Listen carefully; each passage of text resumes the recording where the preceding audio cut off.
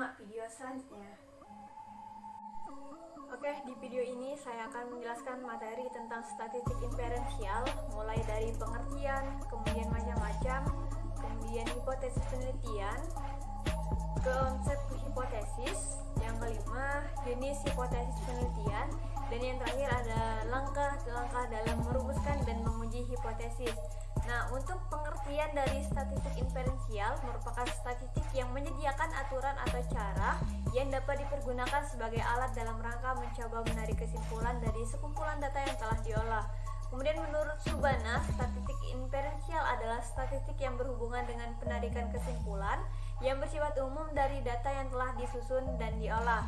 Kemudian dari pengertian tersebut dapat disimpulkan bahwasanya statistik inferensial yaitu statistik yang digunakan untuk mengeneralisasikan data sampel terhadap populasi.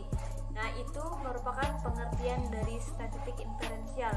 Kemudian lanjut dari macam-macam statistik inferensial. Yang pertama itu ada statistik parametrik, dan yang kedua ada statistik non parametrik. Kemudian untuk kita bahas ke statistik parametrik. Statistik parametrik merupakan bagian dari statistik inferensial yang mempertimbangkan nilai dari satu atau lebih parameter populasi dan digunakan untuk menguji hipotesis yang variabelnya terukur. Kemudian statistik parametrik juga digunakan untuk menganalisis data interval dan rasio. Contoh dari statistik parametrik adalah berapa menit rata-rata tayangan iklan di televisi. Nah, untuk variabel waktu tayangan iklan dapat terukur dalam menit. Itu untuk pengertian dari statistik parametrik. Kemudian lanjut ke statistik non parametrik. Merupakan bagian statistik inferensial yang digunakan untuk menguji hipotesis yang variabelnya tidak memiliki kepastian atau standar. Contoh dari statistik non parametrik adalah seberapa besar kepuasan pasien terhadap pelayanan rumah sakit X. Nah, itu untuk variabelnya tidak memiliki kepastian atau standar. Oke, lanjut ke fungsi statistik inferensial.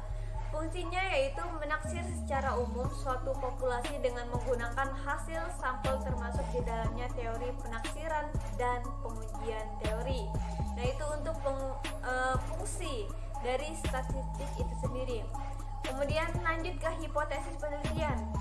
Nah, hipotesis ini berasal dari bahasa Yunani hupo dan tesis. Hupo yang berarti sementara atau lemah, sedangkan tesis yaitu pernyataan atau teori. Jadi, kesimpulan dari pengertian hipotesis adalah suatu pernyataan sementara yang masih lemah kebenarannya sehingga perlu diuji kebenarannya. Itu untuk hipotesis. Kemudian konsep hipotesis dari segi pertimbangan yaitu mengekspresikan satu variabel atau pengaruh antara dua variabel atau lebih, dinyatakan secara jelas dan spesifik serta tidak bermakna ganda dan dapat diuji secara empiris. Dari segi pembagian, yang pertama hipotesis operasional menyatakan ketidakbenaran dari suatu fenomena atau tidak ada hubungan antara dua variabel. Misalnya, tidak ada hubungan antara motivasi belajar dengan hasil belajar. Yang kedua, hipotesis kerja atau alternatif merupakan anggapan dasar peneliti terhadap suatu masalah yang sedang dikaji. Misalnya, ada hubungan antara motivasi belajar dengan hasil belajar. Kemudian yang ketiga, hipotesis statistik dirumuskan dalam bentuk notasi statistik yang didasarkan pada pengamatan peneliti terhadap populasi dalam bentuk angka-angka. Nah, itu ada dari jenis-jenis hipotesis. Kemudian kita lanjut dari jenis hipotesis penelitian. Yang pertama, hipotesis deskriptif untuk menggambarkan fenomena permasalahan taksiran. Misalnya, motivasi belajar siswa sangat tinggi. Kemudian, hipotesis komparatif untuk permasalahan yang bersifat membedakan atau membandingkan. Misalnya, ada perbedaan kemampuan bahasa asing antara lulusan SMA swasta dengan SMA negeri. Kemudian yang ketiga, hipotesis asosiatif untuk permasalahan yang bersifat hubungan atau pengaruh.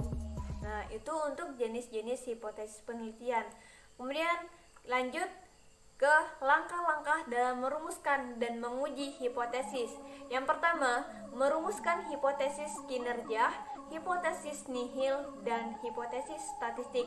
Kemudian kita lanjut ke langkah yang kedua, yaitu menentukan risiko kesalahan. Nah, yang ketiga, menentukan uji statistik, dan yang keempat adalah menentukan kaidah pengujian, dan yang kelima adalah membuat keputusan serta mengambil kesimpulan dari hipotesis tersebut. Nah, itu adalah langkah-langkah dalam merumuskan dan menguji hipotesis. Nah, itu adalah materi yang saya jelaskan tentang materi statistik inferensial. Dan apabila ada salah kata, saya mohon maaf. Kepada Allah saya mohon ampun. Saya akhiri, wabillahi taufiq wal hidayah. Wassalamualaikum warahmatullahi wabarakatuh.